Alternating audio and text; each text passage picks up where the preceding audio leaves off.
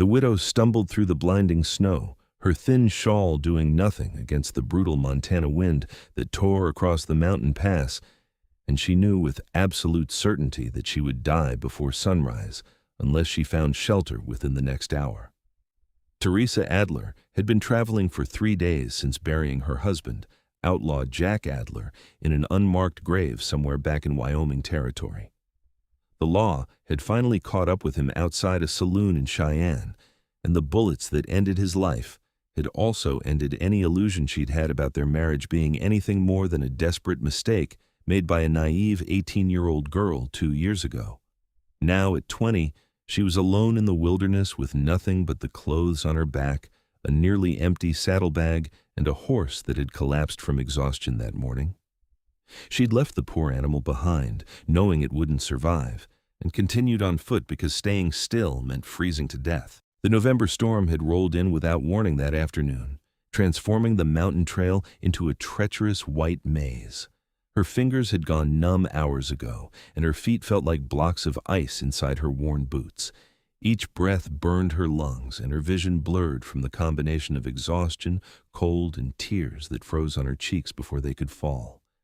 She had heard rumors of trappers and mountain men living in these remote areas, men who preferred solitude to civilization, but she hadn't seen a single sign of human habitation since leaving the main trail.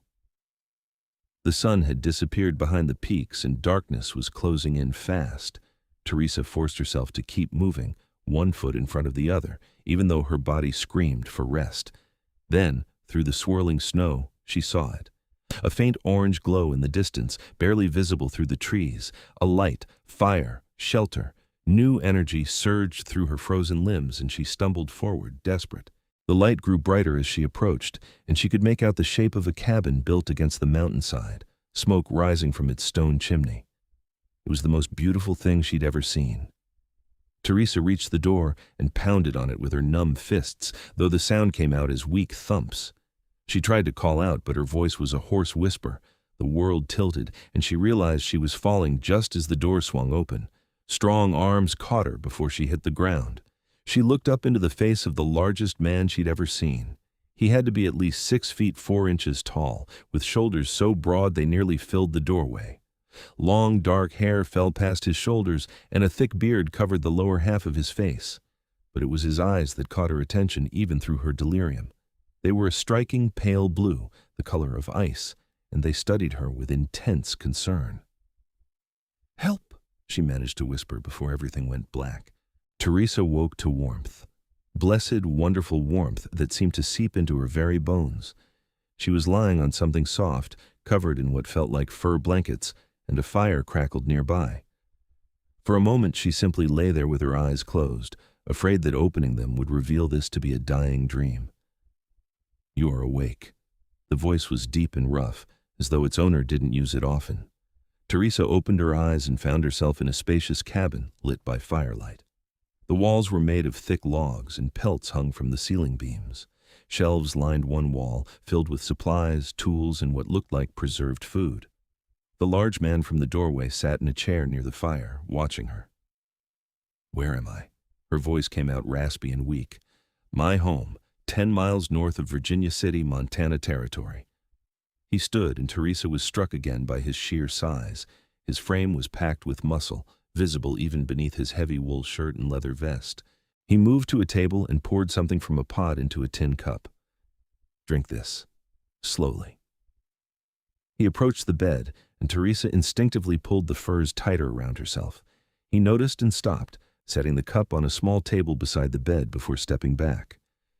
"It is broth. You need warmth inside as well as out." His pale blue eyes studied her carefully. "Your fingers and toes. Can you feel them?" Theresa wiggled her fingers experimentally beneath the furs. They tingled painfully, but they moved. She tried her toes and felt the same burning sensation. "Yes, they hurt." "Good. Pain means they live." He gestured to the cup. "I will give you privacy. Drink the broth. Your clothes are drying by the fire. There's a shirt on the chair if you wish for something to wear." He moved to the door, pulled on a heavy coat, and stepped outside into the storm without another word. Theresa stared at the closed door in confusion. She'd expected questions, demands, or worse. Jack had always told her that mountain men were dangerous hermits who'd shoot strangers on sight, but this man had pulled her from certain death and was now giving her privacy in his own home. She reached for the broth with trembling hands and sipped it carefully.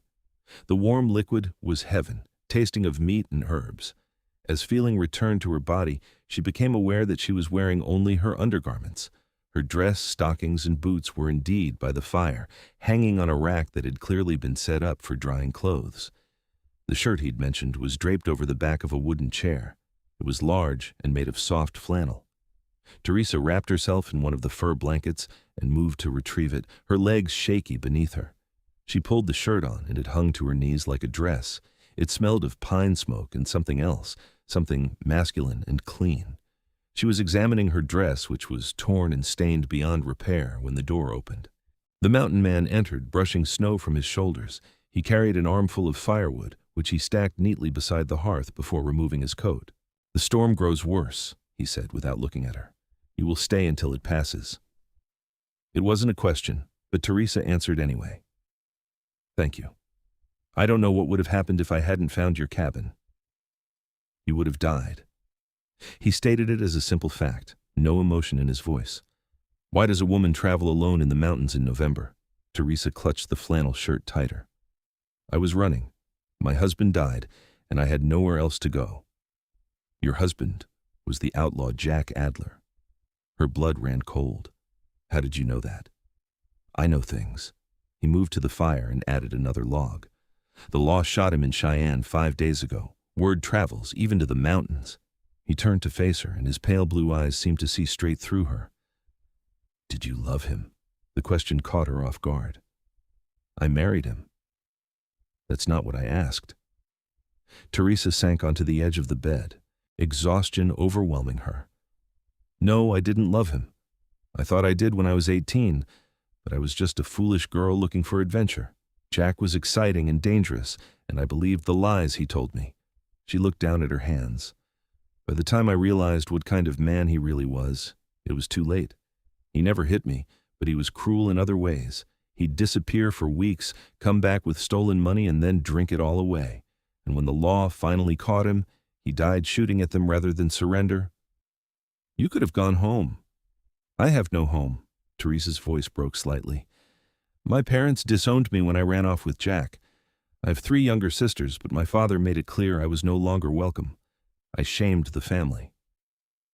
The mountain man studied her for a long moment, then moved to the shelves and began pulling down supplies. "You are safe here. The storm will last 2, maybe 3 days. You will eat, rest, and regain your strength. Then we will decide what comes next." "I don't even know your name." He paused in his work as though the question surprised him. "Logan. Logan James. I'm Theresa. Theresa Adler, though I suppose I should go back to my maiden name now. Theresa Anderson." "Theresa is a good name." Logan returned to preparing food, and she watched as he moved around the cabin with efficient grace despite his size. He assembled ingredients for what looked like cornbread and set a pot to simmer over the fire with beans and salt pork. "How long have you lived here?" she asked, needing to fill the silence. 4 years. I built this cabin myself. It's very well made. It needs to be. Winters here are harsh." He glanced at her. "You should rest more. Your body has been through much." Theresa wanted to protest, but exhaustion pulled at her. She lay back on the bed, which she realized was his bed, which meant he'd given up his own sleeping space for her. "Where will you sleep?" "I have furs by the fire. I have slept in worse places." He continued his cooking, and Theresa found herself studying him in the firelight. Despite his intimidating size and gruff manner, there was something gentle in the way he moved, a careful control that suggested he was very aware of his own strength. "Why do you live alone up here?" she asked sleepily. Logan was quiet for so long, she thought he wouldn't answer. Finally, he spoke. "I was a soldier once, in the war between the states. When it ended, I could not go back to the man I was before. The mountains offered peace." "Do you ever get lonely?" "Sometimes." He stirred the pot, his back to her. "But loneliness is better than the alternative." Theresa wanted to ask what he meant, but sleep was claiming her. Her last thought before drifting off was that she felt safer in this stranger's cabin than she had in 2 years with her husband. She slept deeply and woke to the smell of coffee and cornbread. Morning light filtered through the cabin's single window, though the storm still raged outside. Logan was sitting at the table, and he'd already set out a plate for her with food and a cup of coffee. "Thank you," Theresa said, sitting across from him. The flannel shirt shifted, and she tugged it down self-consciously.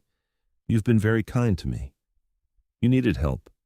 He ate his own breakfast, and Theresa noticed his table manners were surprisingly refined for a mountain man. "How are your hands and feet?"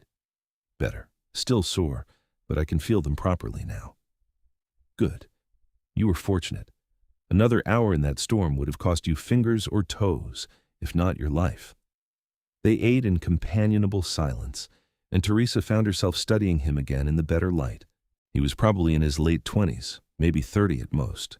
Beneath the beard she could make out strong features, and his hands, while large and calloused, were clean. Everything about the cabin spoke of a man who took care with his surroundings. It was clean, organized, and well-stocked. "You must be a very good trapper," she said. "You have quite a supply of pelts." "I know the land and the animals. They provide what I need, and I take only what I need." He refilled her coffee cup. "What were your plans before the storm?" "I was trying to reach Virginia City. I thought I might find work there, maybe as a seamstress or a cook. I'm good with a needle, and I can cook well enough." She wrapped her hands around the warm cup. "I just need a fresh start, somewhere Jack's reputation won't follow me." "Virginia City is a mining town. Rough men and rougher living. A woman alone would face difficulties." "I've faced difficulties before," Logan nodded slowly. "Yes, I believe you have." He stood and moved to the window, looking out at the storm. "The snow will make the pass dangerous for weeks. Even after the storm ends, you would need proper supplies and a strong horse to make the journey." "I don't have either." Theresa's voice was quiet. "My horse died yesterday morning. And I have almost nothing in terms of supplies. I have a little money Jack left, but not much." "Then you have a problem." "I know." She set down her cup, fighting tears. "I'm sorry. I shouldn't burden you with this. You've already done so much." Logan turned from the window, his pale blue eyes intense. "I have a proposal." "A proposal?" "Winter is here. The pass will be dangerous until spring. You would not survive the journey to Virginia City now, and even if you did, you would arrive with nothing in the middle of a harsh winter." He crossed his arms over his broad chest. "Stay here until spring. I can use help with tasks around the cabin, and you would have shelter and food. In the spring, I will take you to Virginia City myself and help you establish yourself there." Theresa stared at him. "You would let me stay here? For months?" "The cabin is large enough for 2. You would have privacy, and I would not expect anything improper." His voice was firm and matter-of-fact. "I am offering practical help, nothing more." "Why? Why would you do that for a stranger?" Logan was quiet for a moment, then said, "Because I have been where you are. Lost, alone, and needing someone to offer a hand instead of judgment. Someone helped me once. I pay that forward." Tears did fall then, hot and fast. Theresa wiped them away quickly. "I accept, and I'll work hard, I promise. I'll earn my keep." "I do not doubt it." Logan moved back to the table and began clearing the dishes. "Rest today. Tomorrow, if you feel well enough, I will show you the cabin and explain the routine." The storm raged for 3 full days, and during that time, Theresa learned more about Logan James. He rose before dawn each day to check his traps and tend to the small shed behind the cabin where he kept supplies and 2 horses. He was a man of few words, but when he spoke, his words carried weight. He'd been a lieutenant in the Union Army, and though he never spoke of specific battles, Theresa could see the shadows in his eyes that suggested terrible memories. He'd come west after the war, worked as a scout for a while, and then retreated into the mountains 4 years ago. He trapped, hunted, and occasionally took pelts down to Virginia City to trade for supplies he couldn't make or grow himself. He lived simply but comfortably, and Theresa could see that he'd made peace with his solitary life. By the 4th day, the storm had passed, leaving the world blanketed in deep snow. Theresa's dress had dried, but it was in such poor condition that Logan offered her some of his own clothes to wear instead. She'd laughed at the sight of herself in his pants, which she had to cinch tight with a belt and roll up at the ankles, but the wool was warm and practical. "You look like a child playing dress-up," Logan said, and she realized with surprise that he was almost smiling. "I feel ridiculous, but at least I'm warm." She spun in a circle, and the pants nearly fell off. Maybe the shirt alone would be better as a dress. "Wear what's comfortable. There's no one here to judge." Logan showed her his operation. The traps were set in a wide radius around the cabin, each one carefully placed and checked daily. He taught her how to skin a rabbit, which made her queasy at first, but she understood the necessity. He showed her his stores of smoked meat, dried herbs, and preserved vegetables. He had a small root cellar dug into the side of the mountain that stayed cool enough to keep things fresh. "You're completely self-sufficient," Theresa said with admiration. "A man has to be in the mountains. Help is days away if it comes at all." "Did you learn all this in the army?" "Some. The rest I learned from a Lakota family who took me in after I was injured in a hunting accident my first winter here. They taught me to read the land, to take only what I needed, and to respect the balance of things." He checked a trap and reset it carefully. "They saved my life as surely as I saved yours." Theresa helped where she could, learning quickly. She took over cooking duties, which Logan accepted with what seemed like relief. She mended his clothes, which had accumulated quite a pile of tears and missing buttons. She organized his supplies and cleaned the cabin thoroughly. In return, Logan taught her survival skills, how to read weather signs, how to start a fire in wind and snow, and how to move quietly through the forest. Weeks passed, and December arrived. The days grew shorter and colder, but inside the cabin, a comfortable routine developed. Logan still slept by the fire on a pile of furs, insisting that Theresa keep the bed. They shared meals and talked more easily now. Theresa told him about growing up in Ohio, about her sisters and her strict father, about the dreams she'd had before Jack had come along and turned her life upside down. Logan spoke less about his own past, but she learned that he'd grown up in Pennsylvania, the son of a blacksmith. He'd enlisted at 19, full of idealism and patriotic fervor. The war had beaten that out of him, leaving behind a man who'd seen too much death and destruction. I couldn't go home," he told her one evening as they sat by the fire. "My parents wanted me to take over the smithy, to marry the girl next door, to pretend that nothing had changed. But I had changed. The boy who left for war didn't come back." "Do you regret it? Coming here?" Logan stared into the flames. "No. Here, I have peace. The mountains don't judge, don't ask questions. They simply exist, and that is enough." "It sounds lonely." It was. He glanced at her, and something in his pale blue eyes made her heart skip. "It is less lonely now." Theresa felt heat rise in her cheeks that had nothing to do with the fire. Over the weeks, she'd become increasingly aware of Logan in ways that both confused and frightened her. He was nothing like Jack. Where Jack had been volatile and selfish, Logan was steady and considerate. Where Jack had demanded, Logan offered. And where Jack had made her feel small and afraid, Logan made her feel safe and valued. But more than that, she was attracted to him in a way she'd never been to her husband. When Logan moved around the cabin, she found herself watching the play of muscles beneath his shirt. When he came in from the cold with snow in his hair and beard, she wanted to brush it away. When his hand accidentally touched hers as they worked together, she felt electricity shoot through her. It was wrong, she told herself. Jack had been dead less than 2 months. She had no business feeling anything for another man, especially not one who'd shown her nothing but kindness with no expectation of anything in return. But her heart didn't seem to care about propriety or proper mourning periods. Her heart seemed to have its own ideas. Christmas approached, and Theresa suggested they mark the day somehow. Logan seemed uncomfortable with the idea at first, but eventually agreed. She made a special meal with their supplies, roasting a wild turkey that Logan had hunted and making dried apple pie with their stores. Logan disappeared for several hours on Christmas Eve and returned with a small pine tree, which he set up in the corner of the cabin. "I haven't had a Christmas tree since before the war," he admitted, brushing snow from his shoulders. "Then we'll make this a good Christmas," Theresa said firmly. She fashioned decorations from scraps of cloth and pine cones, and Logan carved small wooden ornaments with surprising skill. By Christmas morning, the little tree looked festive, and the cabin smelled of pine and cooking food. I have something for you, Logan said after breakfast. He retrieved a package wrapped in cloth from his trunk and handed it to her. It is not much. Theresa unwrapped it carefully and gasped. Inside was a beautiful dress made of soft buckskin, decorated with delicate beadwork in shades of blue and white. Logan, this is incredible. Where did you get it? I made it. The Lakota family taught me to work leather. The beadwork was done by the woman, Morning Bird. I traded pelts for her time. He looked uncomfortable. Your dress was beyond repair, and you needed something proper. You made this for me? Theresa's eyes filled with tears.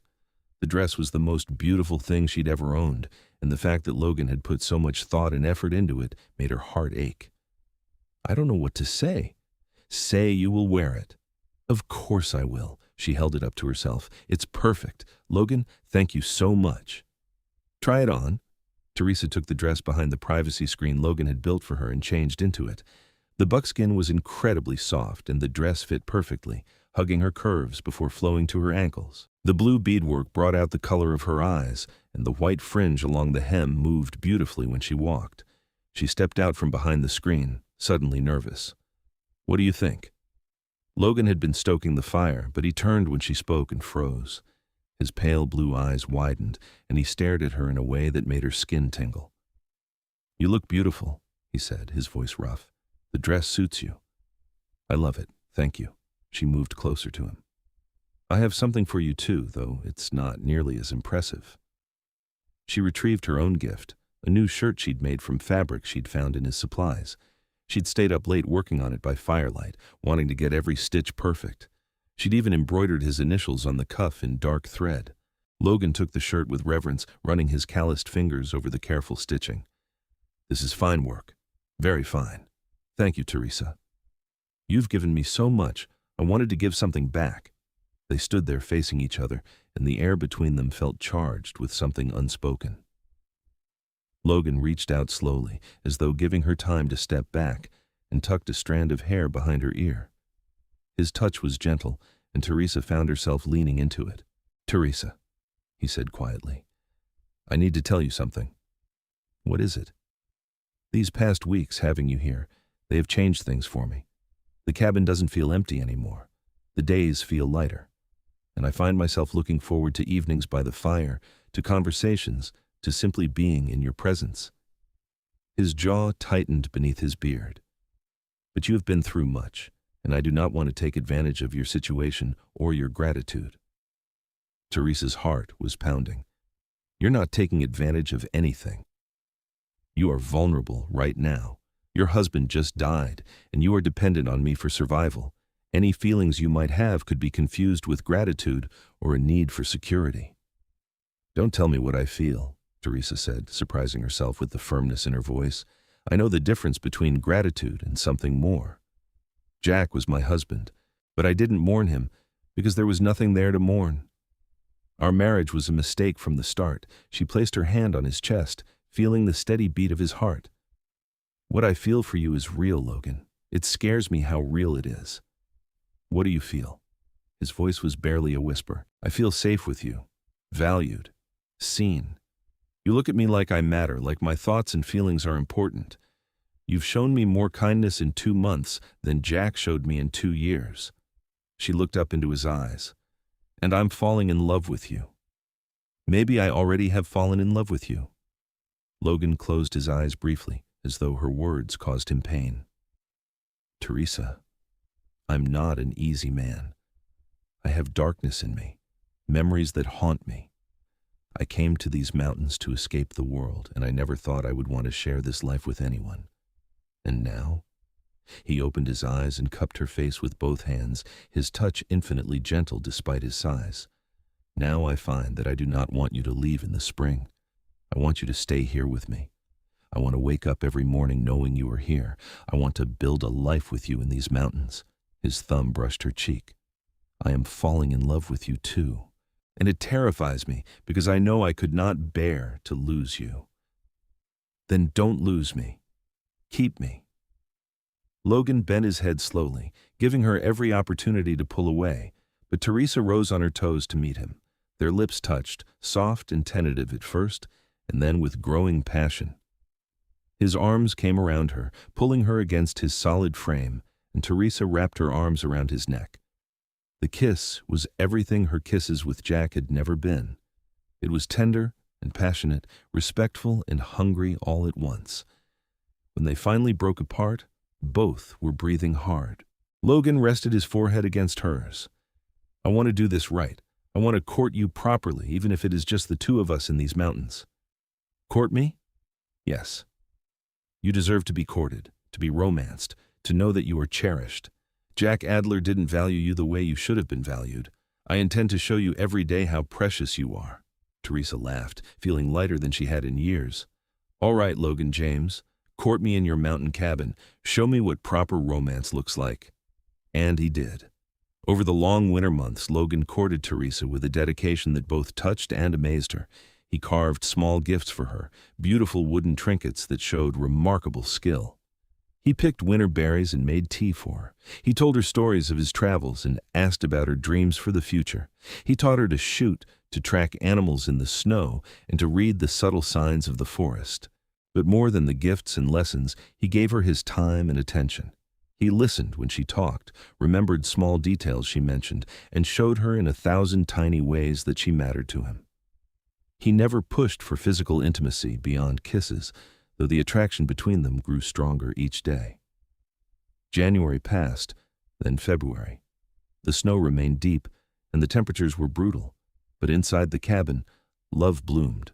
Theresa felt herself transforming from the frightened widow who'd stumbled through the storm into a confident woman who knew her own mind and heart. One evening in early March, as they sat by the fire after dinner, Logan took her hand. "I need to ask you something, and I want you to think carefully before you answer." "All right." "Will you marry me, Theresa? Will you stay here with me not as a guest or even as a courted woman, but as my wife? I know I cannot offer you the civilized life you might have had, but I can offer you my whole heart, my protection, and a life filled with love." He squeezed her hand. "I want to build a future with you in these mountains, to have children with you, to grow old watching the seasons change from this cabin. Say yes."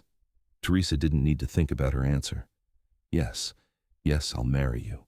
Logan. There's nothing I want more." He pulled her into his arms and kissed her deeply. "We will go to Virginia City as soon as the pass is clear and have a proper ceremony. I want you to be my wife in every legal and moral way. I don't need a big ceremony. I just need you. You will have both." The pass cleared in mid-March, and Logan prepared for the journey to Virginia City. He loaded one of his horses with pelts to trade and saddled the other for them to ride. Theresa wore her buckskin dress and a warm coat Logan had made for her, and they set out on a bright spring morning. The journey took 2 days, and they stopped overnight at a trading post where the owner, a grizzled old mountain man named Pete, greeted Logan with surprised delight. "Logan James? Thought you'd turned into a complete hermit. Haven't seen you since last fall." Pete's eyes moved to Theresa with open curiosity. "And who's this pretty young lady?" "This is Theresa, my betrothed. We're heading to Virginia City to be married." Pete let out a whoop of laughter. "Well, I'll be damned. Never thought I'd see the day. Congratulations to you both. Come in, come in. You'll stay the night, and dinner's on me." Over a meal of stew and biscuits, Pete told stories about Logan that made Theresa see her betrothed in a new light. He spoke of Logan's reputation as one of the best trappers in Montana, his skill as a tracker, and his kindness to those in need. "Helped me through a rough winter 2 years back," Pete said, refilling their coffee. "I'd broken my leg, and Logan checked on me every few days, brought me food and supplies, even though it was a half-day's ride from his place. That's the kind of man he is." Theresa smiled at Logan, who looked uncomfortable with the praise. "I'm learning that about him." They reached Virginia City the next afternoon. The mining town was rough and bustling, just as Logan had described. Miners crowded the streets and saloons did booming business, but there was also a church, a general store, and a small hotel that looked respectable enough. Logan secured a room at the hotel for Theresa and then went to speak with the minister about performing a marriage ceremony. The minister, a kind man named Reverend Walsh, agreed to marry them the following morning. "Do you have witnesses?" Reverend Walsh asked. "We do not know many people here," Logan admitted. "I'll serve as one witness, and we can ask my wife to serve as the other. It's not uncommon for traveling couples." The Reverend smiled warmly at Theresa. "Welcome to Virginia City, my dear. Are you certain this is what you want? No one is forcing you?" Theresa appreciated his concern, but she answered with conviction. "This is absolutely what I want. Logan is a good man, and I love him." That's all I needed to hear. That evening, Logan took Theresa to the general store and insisted on buying her a new dress for the wedding. She chose a simple but lovely blue calico that matched her eyes. He also purchased supplies they'd need for the cabin, including fabric for clothing, spices for cooking, ammunition, and other necessities. Are you sure you want to go back to the cabin?" Logan asked as they walked back to the hotel in the fading light. "Virginia City is rough, but there are other towns, more civilized places. I would take you anywhere you wanted to go." "I want to go back to the cabin. That's my home now, our home." Logan stopped walking and pulled her into his arms right there on the street, not caring who saw. "You are everything I never knew I needed. And you are everything I was always looking for." They were married the next morning in the small church. Theresa wore her blue dress with wildflowers in her hair that Logan had picked early that morning. Logan wore his new shirt and had trimmed his beard for the occasion. Reverend Walsh performed a simple but heartfelt ceremony, and when Logan slipped a gold ring onto Theresa's finger, a ring he'd bought from the general store the night before, she felt tears of joy slip down her cheeks. "You may kiss your bride," Reverend Walsh said with a smile. Logan kissed her tenderly, and Theresa knew with absolute certainty that she was exactly where she was meant to be. They spent one night in the hotel as husband and wife, and Logan was gentle and patient, making their first time together an experience of love rather than mere physical release. Theresa had feared this moment based on her experiences with Jack, but Logan showed her what intimacy could be when it was combined with genuine love and respect. Afterward, as they lay together in the darkness, Logan stroked her hair and said, "Thank you for trusting me with your heart and your body. I will spend every day of my life proving myself worthy of that trust. You already have, Logan. You already have." They returned to the cabin a few days later, and life settled into a new rhythm. Theresa was no longer a guest, but Logan's wife and partner. She learned more about managing their wilderness home, and Logan taught her everything he knew. She became skilled at tanning hides, preserving food, and even setting and checking the smaller traps. Spring turned to summer, and they worked together to plant a small garden near the cabin. Theresa had seeds she'd bought in Virginia City, and she coaxed tomatoes, beans, and squash from the mountain soil. Logan built her a larger workspace for cooking and preserving food. They talked about adding a room to the cabin eventually, perhaps for children. The mention of children made Theresa both excited and nervous. She'd never thought much about motherhood during her marriage to Jack, knowing instinctively that bringing a child into that situation would have been a mistake. But with Logan, the idea filled her with joy. By late summer, her suspicions were confirmed. She was pregnant. Theresa told Logan one evening after dinner, watching his face carefully for his reaction. His pale blue eyes went wide, and then he was on his feet pulling her into his arms. "Truly? We are going to have a child?" "Yes, by late winter, I think. Are you happy?" "Happy?" Logan laughed, a sound of pure joy that Theresa had rarely heard from him. "I am beyond happy. I'm terrified and thrilled and grateful all at once." He knelt before her and placed his hands gently on her still flat stomach. "A child. Our child." "I'm scared," Theresa admitted. "What if something goes wrong? We're so far from any doctor or midwife." Logan stood and cupped her face in his hands. "Before winter, we will go to Virginia City and speak with the midwife there. We will prepare everything we need, and when the time comes, I will be with you every moment. You will not face this alone." True to his word, Logan took her to Virginia City in the fall. They met with the midwife, a capable woman named Mrs. Dawson, who delivered hundreds of babies. She examined Theresa, pronounced her healthy, and gave them detailed instructions on what to prepare and what to expect. "You have a strong constitution," Mrs. Dawson told Theresa. "I see no reason why you shouldn't have an uncomplicated birth, but your husband is right to be cautious. If you notice anything unusual, bleeding or severe pain, you must get to town immediately." They returned to the cabin loaded with supplies and armed with knowledge. Logan built a cradle from smooth pine, carving delicate designs into the wood. Theresa sewed tiny clothes and blankets.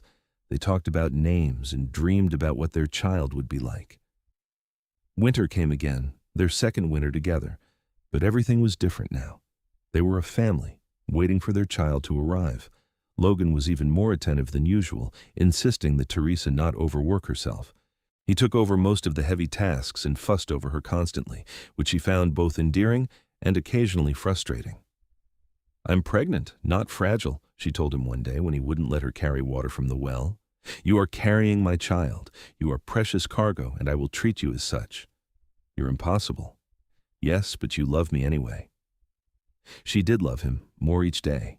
Logan had shown her what marriage should be, what love could be when it was real and true. He'd given her a home, safety, and a future filled with hope. The baby came on a cold February night during a light snowfall. Theresa's labor started in the early evening, and Logan never left her side. He held her hand, wiped her brow, and talked to her in his deep, steady voice, keeping her calm even when the pain became intense. "You are the strongest person I know," he told her between contractions. "You survived a storm that should have killed you. You survived a bad marriage and found the courage to start over. You can survive this. You can do anything."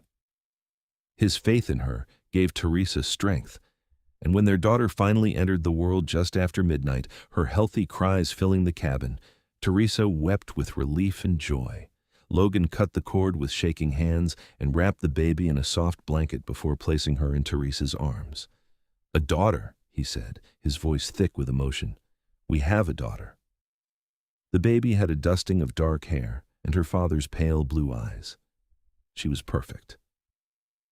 Theresa counted her tiny fingers and toes, marveling at the miracle in her arms.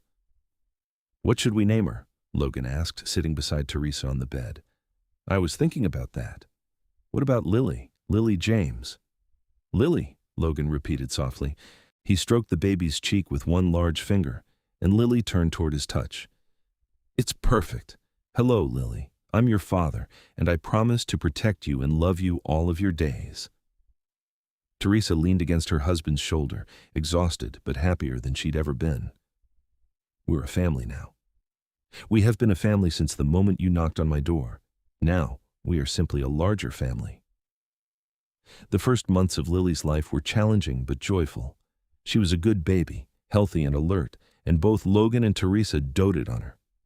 Logan proved to be a natural father, patient and gentle despite his size. He would hold Lily for hours, singing to her in his deep voice or telling her stories about the mountains. Theresa loved watching them together. Her strong, stoic husband would melt whenever Lily smiled at him or gripped his finger with her tiny hand. He built her toys, carved rattles and small animals from wood. He would take her outside on sunny days to show her the trees and the sky. Spring came again, and they fell into a new routine as parents.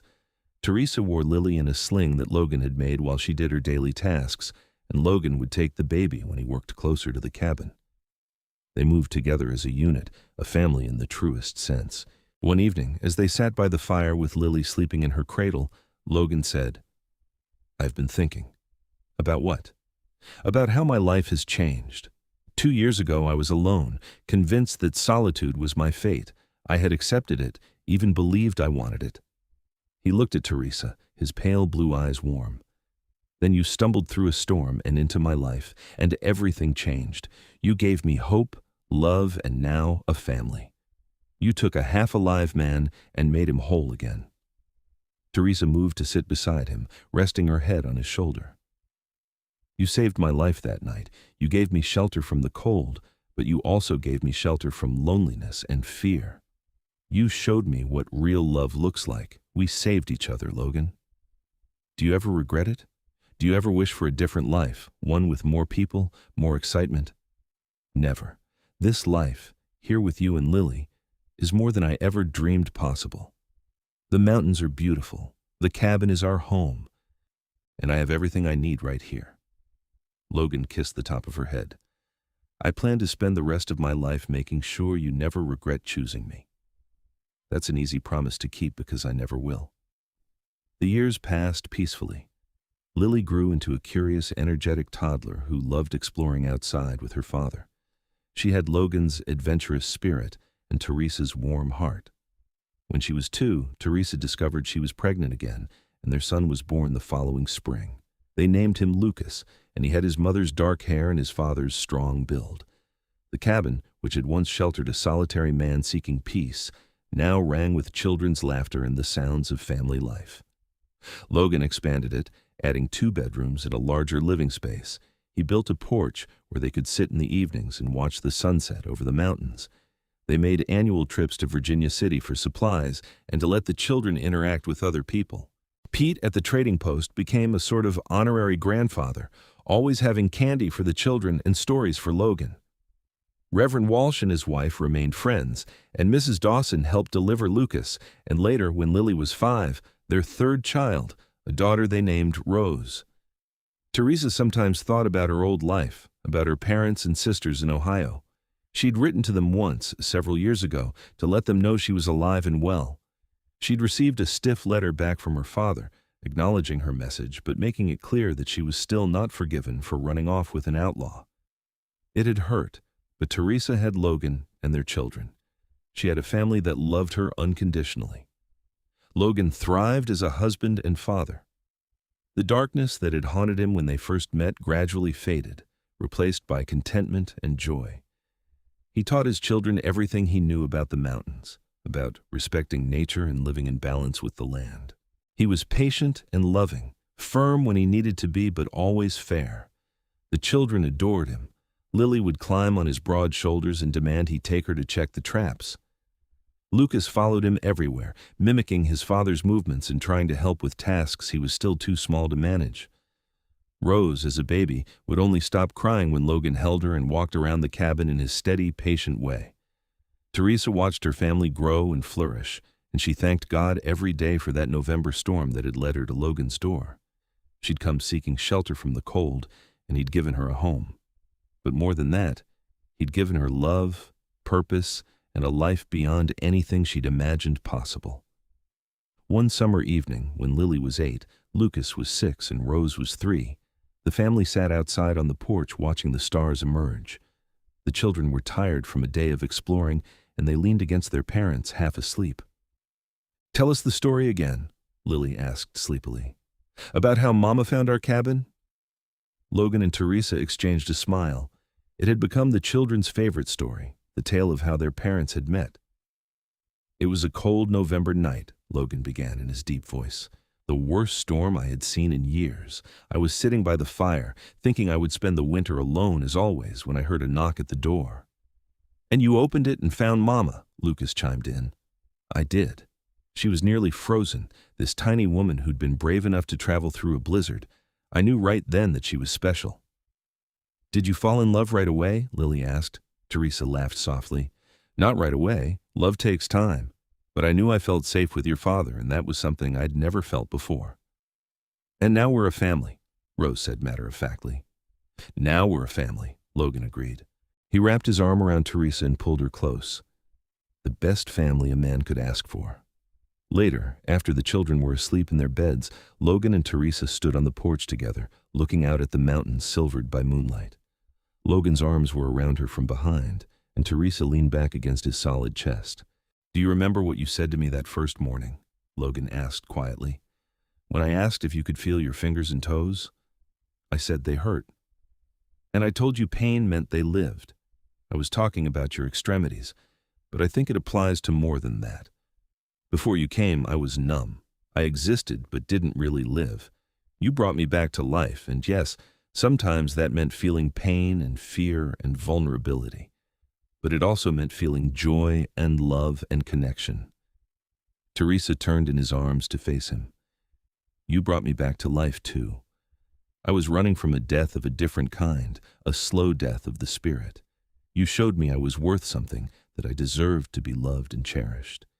You gave me a reason to live instead of just survive." Logan kissed her, a kiss that held years of love and devotion. "I love you, Theresa James, more than I have words to express." "I love you too, Logan, always." They stood there in the moonlight, the sounds of the mountain night around them, the children safe and sleeping inside, and Theresa felt profound gratitude for the path her life had taken. She'd been an outlaw's widow, desperate and alone, seeking shelter from a storm. She'd found so much more than shelter. She'd found home, love, family, and purpose. The years continued to pass, each one bringing new challenges and joys. The children grew, and Logan and Theresa grew older alongside them. Logan's hair gained threads of silver, and lines appeared at the corners of Theresa's eyes, but their love never wavered. If anything, it deepened, seasoned by time and shared experiences. Lily grew into a strong, independent young woman who could trap and hunt as well as any man. She had her father's skill with the land and her mother's warm heart. Lucas became tall and broad-shouldered like his father, with a gift for working with wood and building things. Rose proved to be the most artistic of the children, spending hours drawing the mountains and animals, finding beauty in everything around her. When Lily turned 18, a young man from Virginia City came calling. His name was Nathan Porter, and he was a shopkeeper's son with kind eyes and honest ways. Logan was protective, as expected, but even he couldn't find fault with Nathan. After a proper courtship, Lily married Nathan in the little church in Virginia City, and Theresa cried as she watched her daughter, beautiful in a new white dress, promise her life to another. "Our baby is all grown up," Theresa said to Logan as they watched Lily and Nathan dance at the small reception. "She is, but she'll always be our little girl." Logan's voice was gruff with emotion. "Nathan better take good care of her." "He will. He loves her. I can see it in the way he looks at her." "The way I look at you?" Theresa smiled up at her husband. "Exactly like that." Lily and Nathan built a home in Virginia City, and while Theresa missed having her daughter at the cabin, she was happy that Lily had found love. They visited often, and within a year, Lily announced she was expecting her first child. Theresa and Logan were going to be grandparents. The grandchildren came steadily over the years. Lily and Nathan had 3 children. Lucas eventually married a kind woman named Sarah, and they had 2 children. Rose married a teacher who'd come west from Boston, and they had 4 children. The cabin that had once sheltered one lonely man now anchored a sprawling family. Logan and Theresa became the heart of this family, the patriarch and matriarch who held everyone together. Every Christmas, the family would gather at the mountain cabin, crowding into the expanded space, filling it with noise and laughter and love. Logan would sit in his chair by the fire, surrounded by grandchildren demanding stories, and Theresa would cook enormous meals that barely fed the crowd. Those gatherings were chaotic and exhausting and absolutely perfect. "Did you ever imagine this?" Theresa asked Logan one Christmas evening after everyone had finally gone to bed, the children sleeping in every available space, the adults doubled up in rooms. They sat by the fire, tired but content. "Did you ever imagine we'd have all this?" Logan looked around the cabin, at the evidence of family everywhere, children's drawings on the walls, toys in corners, extra blankets and pillows piled on surfaces. "No, never. I thought I would live and die alone in these mountains, and I'd made peace with that. But this," he gestured around them, "this is beyond anything I could have imagined. You gave me this, Theresa. You gave me everything. We gave each other everything." They sat in comfortable silence, listening to the fire crackle and the soft breathing of sleeping grandchildren. After a while, Logan said, "Do you remember what I told you that first day? That I could not go back to being the man I was before the war?" "I remember. I was right. I never did become that man again. But I became someone better. I became the man I needed to be for you and for our children. You made me better, Theresa. And you made me whole." As they grew older, Logan and Theresa began to slow down, as all people do. Logan's joints ached in the cold, and Theresa's hands weren't as steady as they once were. Lucas and his family moved into the cabin to help manage the trapping operation, and Logan slowly transitioned the business to his son. It was hard for him to step back from the work that had defined so much of his life, but he knew it was time. "You've taught me well, Pa," Lucas said. "I'll take care of the land and the traps just like you taught me." "I know you will, son. You're a good man. I'm proud of you." Theresa gave up some of her more strenuous tasks as well, but she still cooked and kept the cabin organized. She took joy in her grandchildren, teaching them to sew and cook and garden. She told them stories about coming to the mountains, about their grandfather's strength and kindness, about the importance of family. On their 20th wedding anniversary, Logan took Theresa to the spot where she'd first seen his cabin through the storm. It was a warm June day, nothing like that November night so long ago, but the view was the same. "Do you regret anything?" Logan asked her. "Do you ever wonder what your life would have been like if you'd never married Jack Adler, or if you'd made it to Virginia City without stopping here?" Theresa thought carefully about her answer. "I regret marrying Jack, but I can't regret it entirely because it led me here. If I'd made different choices, I might never have found you. And a life without you is unimaginable now. So no, I don't regret anything. Every choice, good or bad, led me to where I belong. With me. With you. Always with you." Logan pulled a small wooden box from his pocket. "I made this for you. It's not much, but I wanted you to have something to mark 20 years. Theresa opened the box and found a delicate wooden pendant carved in the shape of a heart. Inside the heart, Logan had carved the words, "My shelter, my home," in tiny, perfect letters. "Logan," she breathed, "it's beautiful. You came seeking shelter from the cold.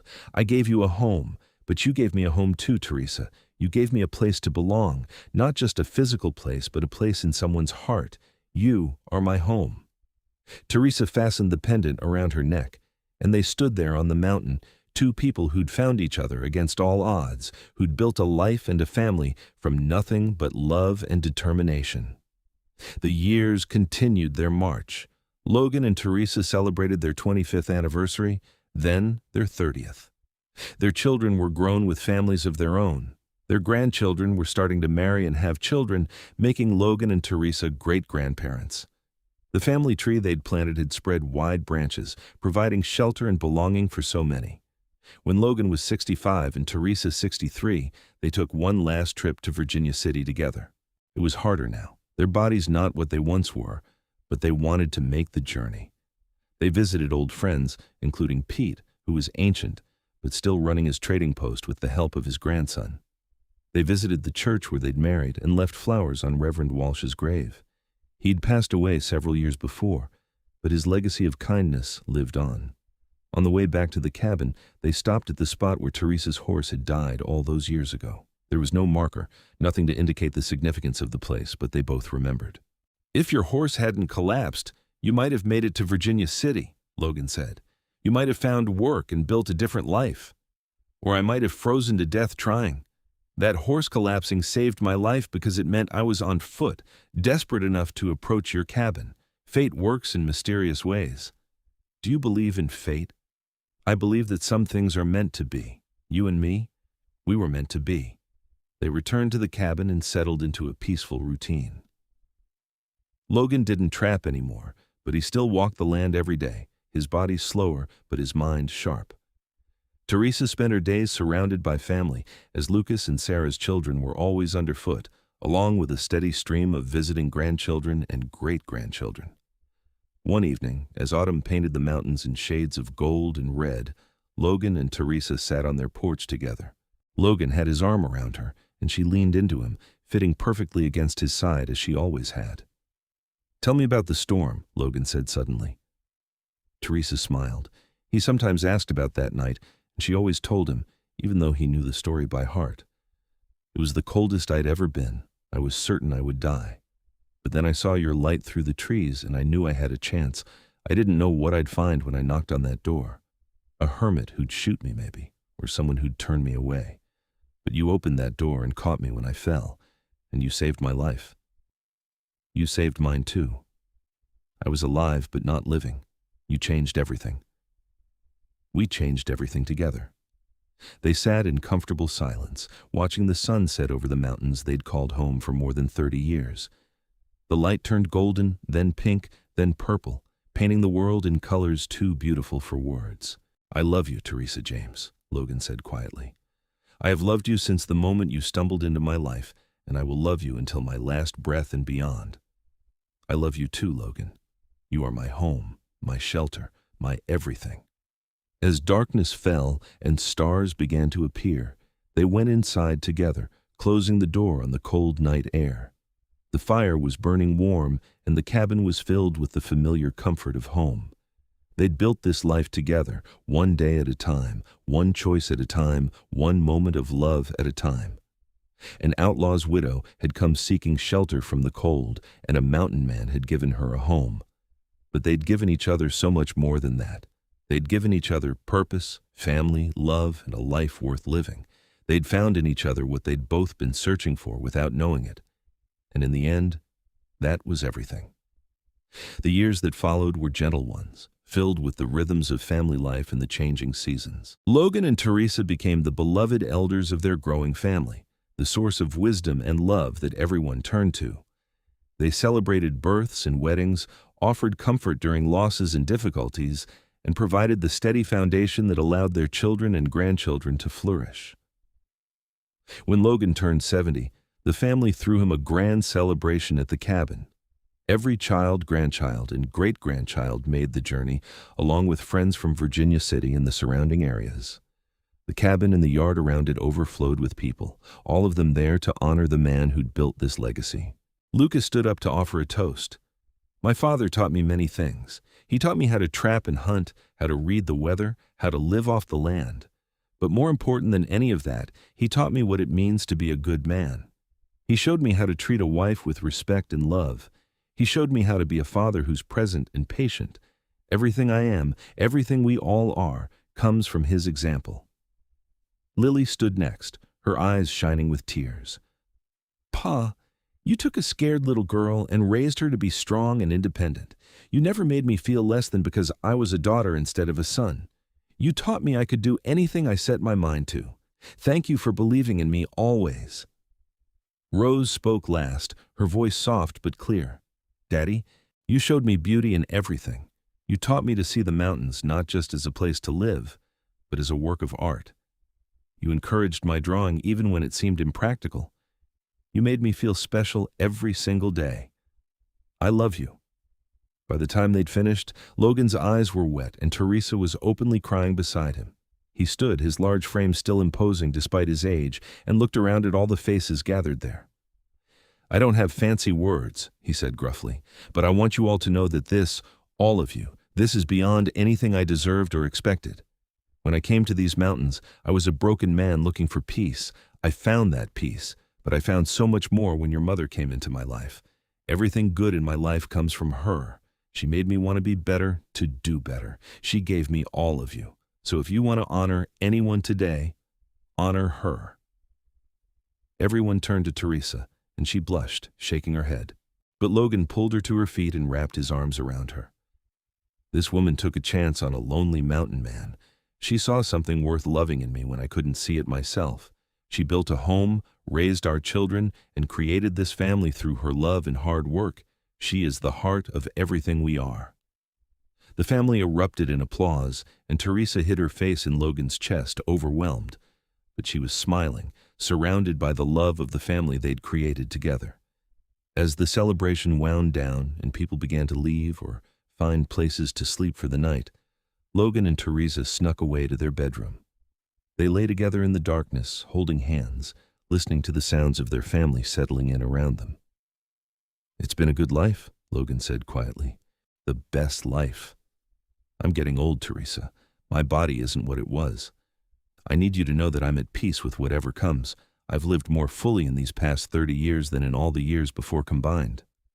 "Don't talk like that. You're going to be around for a long time yet." "Maybe. Maybe not. But either way, I need you to know how grateful I am. You gave me everything. If I died tomorrow, I'd die the happiest man who ever lived." Theresa squeezed his hand. "You're not going to die tomorrow. We have more years ahead of us, more grandchildren to meet, more sunsets to watch together." "I hope so. God, I hope so." They did have more years, not as many as they might have liked, but good years nonetheless.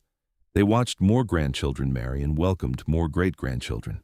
They celebrated their 35th wedding anniversary, then their 40th. They moved slower, their bodies betraying them in small ways, but their minds remained sharp, and their love remained strong. When Logan was 76, he suffered a fall while walking in the woods. Lucas found him and brought him back to the cabin, and it became clear that something had changed. Logan's left side was weak, and he struggled to speak clearly.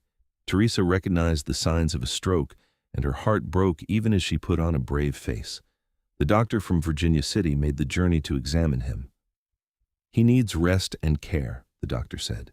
"He may recover some function, but at his age, it's difficult to say." For the first time in their marriage, Logan became dependent on Theresa in ways he never had been before.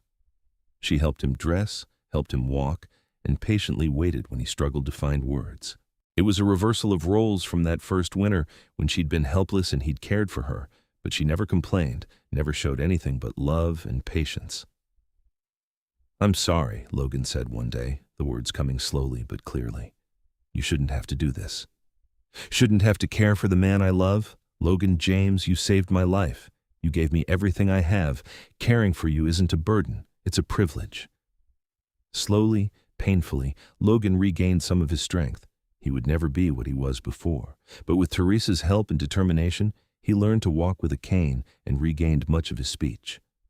The mountain man who'd once been so strong and independent now moved carefully and needed help, but his spirit remained unbroken. They adjusted to their new reality. Logan couldn't go far from the cabin anymore, but he sat on the porch for hours, watching the mountains and the forest he'd loved so much. Theresa stayed close, always within reach, and they talked about their life together, remembering the good times and the challenges they had overcome. "Do you remember the first time I kissed you?" Logan asked one afternoon. "Christmas Day, in front of the little tree. I remember I was so nervous. I'd only been kissed by Jack before, and those kisses were nothing like yours. What made them different? Yours were filled with love.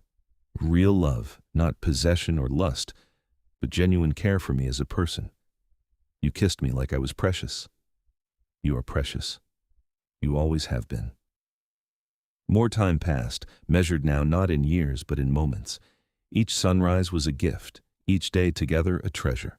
Their family continued to visit regularly, and the cabin was never empty for long.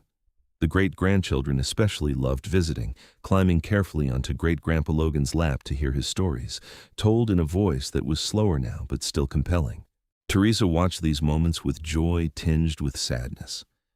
She knew their time was growing short. They'd had 42 years together, a lifetime by any measure, but it still didn't feel like enough.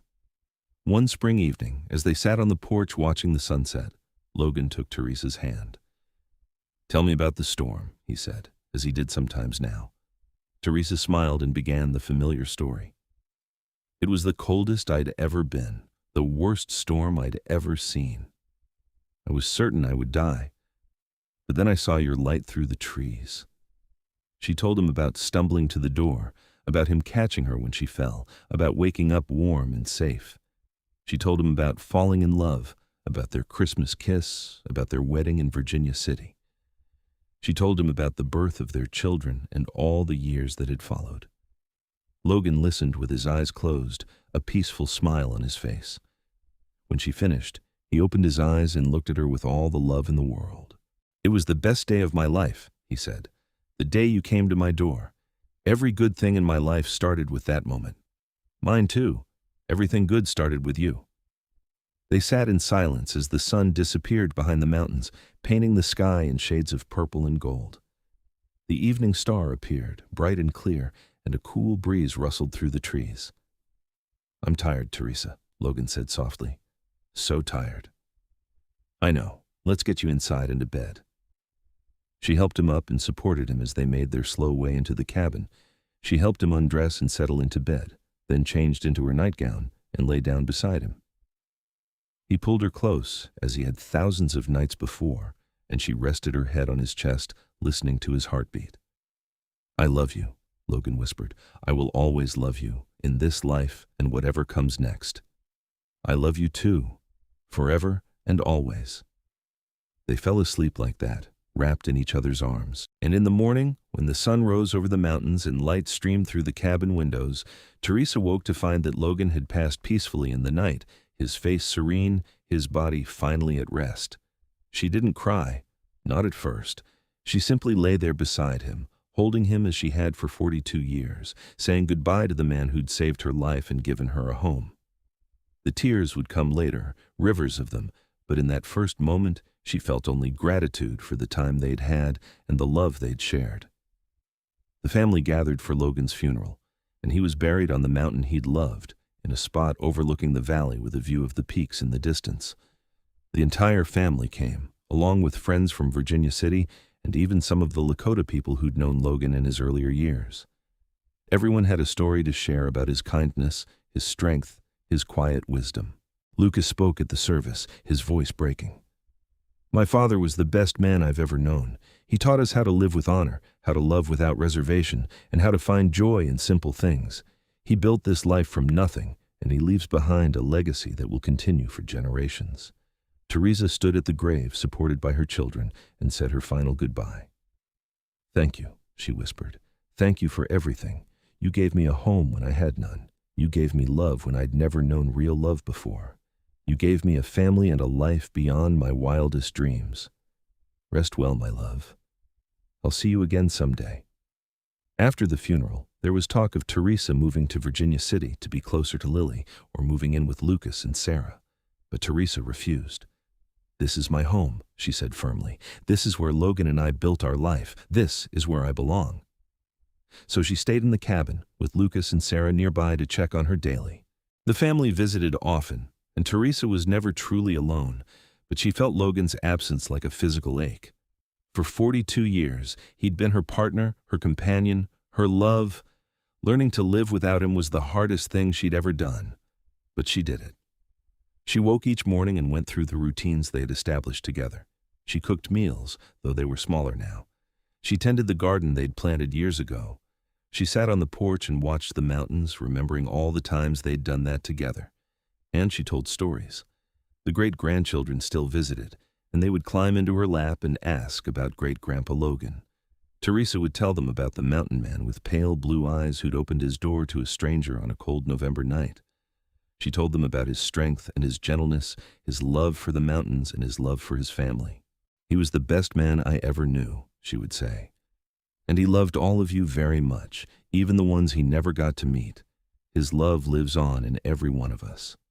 Theresa lived another 5 years after Logan's passing. They were good years in many ways, filled with family and love and the peaceful rhythm of mountain life.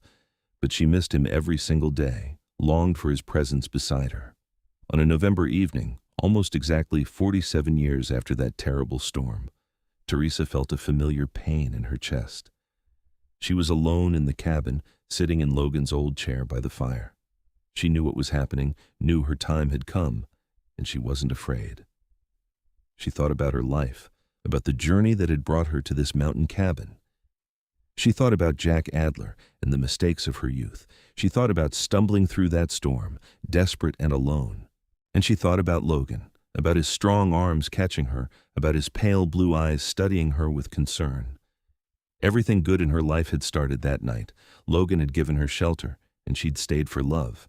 They'd built a life together, raised a family, and created something beautiful from nothing but determination and devotion.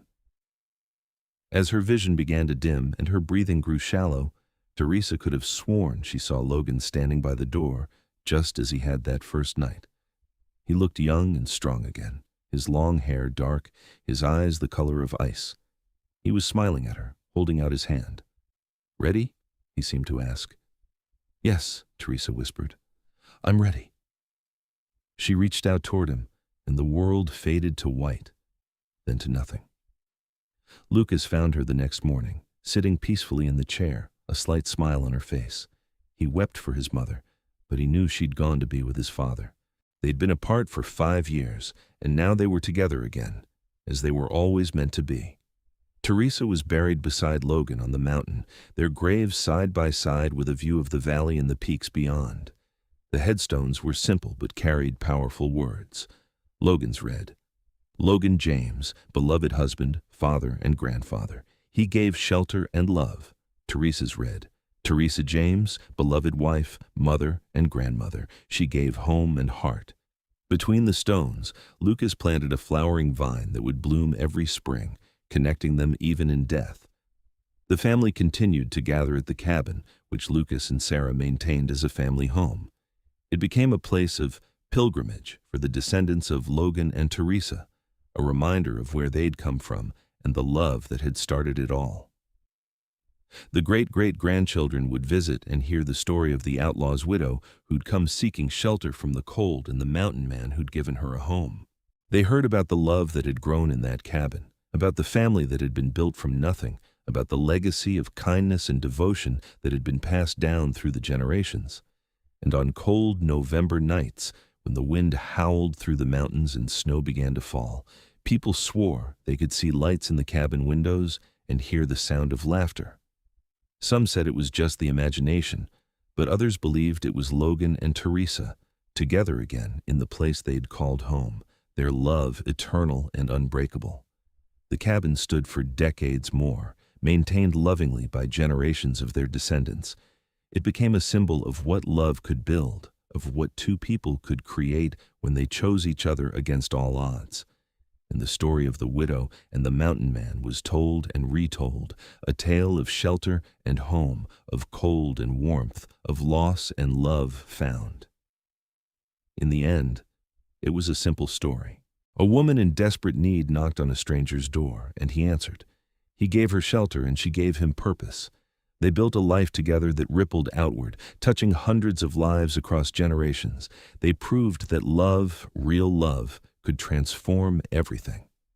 An outlaw's widow had come seeking shelter from the cold. A mountain man had given her a home, and together they'd created something that would last forever, a family built on love, a legacy of kindness, and a story that would be told for generations to come. That was their gift to the world, that was their triumph, and that was their love, eternal and true, living on in every descendant who carried their blood and their values forward into the future. The mountains stood eternal, unchanged by the passage of time. The cabin, though it eventually fell into disrepair, remained a sacred place, a touchstone for a family that had grown beyond anything Logan or Theresa could have imagined. And somewhere in those mountains, in the wind through the trees and the snow on the peaks, their spirits remained together, watching over the family they'd created, smiling at the love that continued to grow from the seeds they'd planted so long ago. It was a love story for the ages, set against the harsh beauty of the Montana wilderness. And it all started with one simple act of kindness on one cold November night, when a lonely mountain man opened his door and found his entire future standing on his doorstep, frozen and desperate and perfect. He'd given her shelter. She'd given him home. And together, they'd given the world a testament to the transforming power of love.